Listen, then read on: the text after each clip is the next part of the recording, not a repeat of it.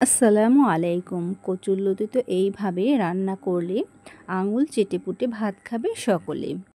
আমরা অনেকেই আছি কচুরলতি পরিষ্কার করার ভয়ে কচুরলতি খেতে চাই না। আমি আজকে এই ভিডিওতে কচুরলতি পরিষ্কার করার একটি সহজ পদ্ধতি দেখিয়ে দেব। এখানে আমি কিছু দেশি কচুরলতি নিয়েছি, দেখুন এগুলোর স্বাদ কিন্তু অনেক বেশি হয়। দেখুন এখানে আমি একটি জালি ব্যাগ নিয়েছি, এটা দিয়ে এভাবে ঢলে ঢলে কচুরলতিটা খুব সহজেই পরিষ্কার করা যায়। খেয়াল করে দেখুন, হাতেও বেশি লাগবে না আর পরিষ্কার হবে দারুণ। এখানে একটি একটি করে না, এখানে আমি কয়েকটা কচুরলতি একসাথে নিয়ে নিয়েছি। দেখুন একবারে খুব সহজে এটা পরিষ্কার করা যায়। দেখুন হাতেও তেমন একটা লাগবে না। খেয়াল করে দেখুন, এটা কিন্তু পরিষ্কার করা খুবই সহজ, আমার কাছে তো খুবই সহজ মনে হয়।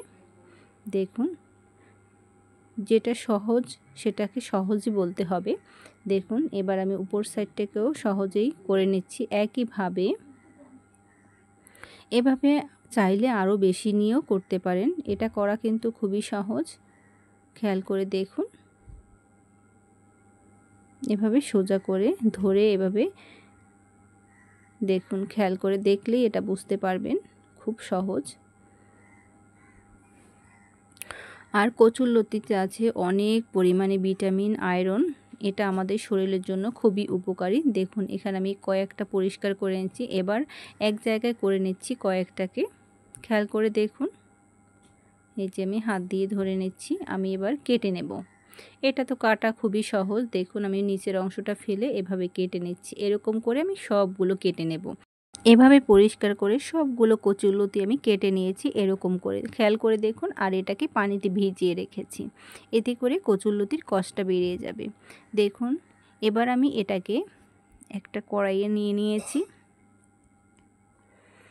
এটাকে অবশ্যই ধুয়ে পরিষ্কার করে কড়াইয়ের মধ্যে নিয়ে নিতে হবে।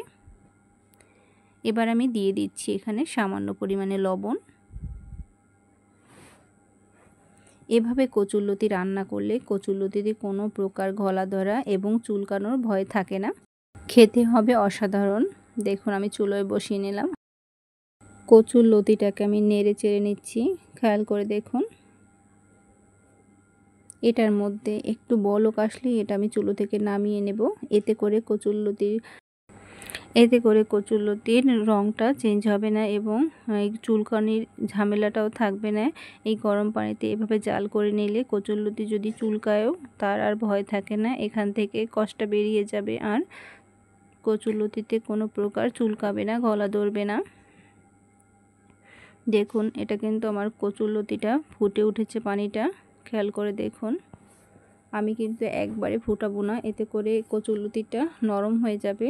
সামান্য বলক আসলেই এটা আমি পানি ঝরিয়ে নিয়ে নিয়েছি। দেখুন এই যে কচুরলতিগুলোকে আমি এভাবে ভাপিয়ে নিয়েছি লবণের পানিতে। এবার দেখুন নিয়ে নিয়েছি কয়েকটা চিংড়ি মাছ, দিয়ে দিচ্ছি সামান্য পরিমাণে হলুদের গুঁড়া, দিয়ে দিচ্ছি সামান্য পরিমাণে লাল মরিচের গুঁড়া, আর দিয়ে দিচ্ছি সামান্য পরিমাণে লবণ। অনেকেই লবণ এবং হলুদ দিয়ে চিংড়ি মাছটাকে ভেজে নেন, কিন্তু আমি এভাবে ভাজবো, এতে করে আমার একটু চিংড়ি মাছের মধ্যে ঝাল ঝাল ভাব হবে, এটা খেতে কিন্তু দারুণ হয়। এভাবে করে দেখবেন একবার। আমি চুলোয় আরও একটি প্যান বসিয়ে নিলাম। দেখুন এখানে আমি কিছুটা রান্নার সাদা তেল দিয়েছি, এখানে 1.5 টেবিল চামচের মতো তেল নিয়ে নিয়েছি। রান্নার সাদা তেল মেখে রাখা চিংড়ি মাছগুলোকে দিয়ে দিচ্ছি আমি। চিংড়ি মাছটাকে আমি ভেজে নিচ্ছি। এটা কিন্তু এক সাইড ভাজা হয়ে গেছে, আমি উল্টিয়ে পাল্টিয়ে অপর সাইডটাকে একটু ভেজে নেব। দেশ ও দেশের বাইরে যেখান থেকে আমার ভিডিওটি দেখছেন, আশা করি ভিডিওটি ভালো লাগবে। ভালো লাগলে লাইক, শেয়ার, কমেন্ট করে নিয়মিত চ্যানেলের সাথে থেকে চ্যানেলটিকে সাবস্ক্রাইব করে রাখবেন আর পাশে থাকা বেল বাটনটি অন করে দেবেন, এতে করে আমি যখনই নতুন কোনো ভিডিও আপলোড করব সাথে সাথে নোটিফিকেশন পাবেন সবার আগে। চিংড়ি মাছটা আমার ভাজা হয়ে গেছে, এবার আমি তুলে নিয়েছি। এখানে দিয়ে দিচ্ছি পেঁয়াজ কুচি, এখানে আমি 3টা পেঁয়াজ কুচি কেটে নিয়েছি, এটাকে আমি দিয়ে দিলাম। পেঁয়াজটাকে আমি একটু নেড়ে চেড়ে ভেজে নেব। এই কচুরলতিটা কিন্তু মাংস রেখেও খেতে ইচ্ছে করবে, এমনই একটা কচুরলতি রেসিপি আপনাদের সাথে শেয়ার করছি। আর অল্প কিছু উপকরণে খেতে হবে দুর্দান্ত। এখানে আমি 1/2 চা চামচ আদা এবং 1/2 চা চামচ রসুন বাটা দিয়েছি, দিয়ে দিচ্ছি সামান্য পরিমাণে পানি। এবার আমি শুকনো উপকরণগুলোকে দেব, এজন্য একটু পানি দিয়ে নিয়েছি। দেখুন এখানে হলুদ গুঁড়া সামান্য পরিমাণে 1 চা চামচ, লাল মরিচের গুঁড়া 1/2 চা চামচ, লবণ দিয়ে নিলাম। এবার আমি এই প্লেটটার মধ্যে একটু পানি দিয়ে দিচ্ছি, এতে করে আমি মশলাটাকে ভালোভাবে কষিয়ে নিতে পারবো। দেখুন এখানে আমি আরও দিয়ে দিচ্ছি একটি টমেটো কুচিয়ে রেখেছি, এটাকে আমি দিয়ে দিচ্ছি। দেখুন আমি পুরোটাকে দিয়ে নিলাম।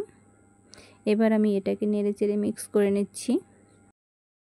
আমি নেড়েচেড়ে একটু কষিয়ে নিচ্ছি। এবার আমি এর মধ্যে দিয়ে দেব আগে থেকে ভাপিয়ে রাখা কচুরলতিগুলো। খেয়াল করে দেখুন এটাকে আমি পুরোটাকে দিয়ে নিচ্ছি। এটা কিন্তু গরম গরম ভাতের সাথে অসাধারণ লাগে। এই কচুরলতিতে আছে প্রচুর পরিমাণে আয়রন। যাদের রক্ত শূন্যতা এরকম সমস্যা আছে তারা কিন্তু এভাবে কচুরলতি রেঁধে খেতে পারেন। এটা কিন্তু অনেক উপকারী, ছোট থেকে বড় সকলের জন্যই খুবই উপকারী এই কচুরলতিটা।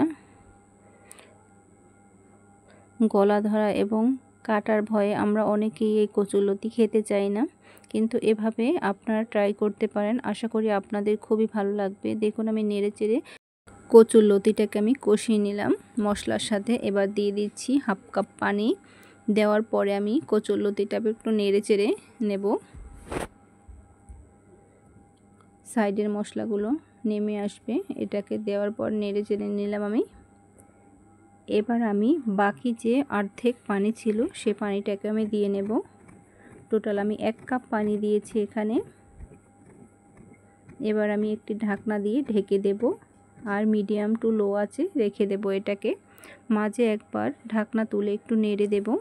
এখানে আমি ঢাকনাটা তুলে নিলাম। এর উপর থেকে আমি দিয়ে দেব ভেজে রাখা চিংড়ি মাছগুলোকে। দেখুন আমি পুরোটাকে দিয়ে নিলাম। এখানে কিন্তু অল্প কয়েকটা চিংড়ি মাছ দিয়ে এই কচুরলতি রেসিপিটা এতই মজার হয়, আপনারা রেঁধে দেখবেন, ইনশাল্লাহ আপনাদের কাছেও খুবই ভালো লাগবে। দেখুন আমি আবার ঢাকনা দিয়ে ঢেকে রেখেছি আর মাঝে একটু নেড়ে দিচ্ছি। এখানে কিন্তু আমার লবণ মরিচ সবটাই পারফেক্ট হয়েছে, এখানে আর কিছুই দেওয়ার দরকার নেই। এবার একটু নেড়ে চেড়ে দিলাম আমি। এটাকে আমি চুলোর আঁচ কমিয়ে রেখে দেব এভাবে ঢেকে। এদিকে কচুরলতিটা আমার সিদ্ধ হয়ে যাবে আর পানিটাও টেনে আসবে। দেখুন আমি কিছুক্ষণ পরে দেখিয়ে দিচ্ছি। দেখুন উপর থেকে কিন্তু দেখে বোঝাই যাচ্ছে কচুরলতিটা পারফেক্টভাবে হয়ে গেছে। আমি একটু উল্টিয়ে নিচ্ছি, খেয়াল করে দেখুন আমি কচুরলতিটাকে হালকা একটু উল্টিয়ে নিচ্ছি। দেখুন একবারে নরম হয়ে গেছে কচুরলতিটা। দেখুন আমি নেড়েচেড়ে একটু উল্টিয়ে নিচ্ছি। পুরোটাকে আমি উল্টিয়ে নিলাম। এবার আমি এভাবে রেখে দেব 1 মিনিট। 1 মিনিট পরে আমি চুলো থেকে এটাকে নামিয়ে নেব।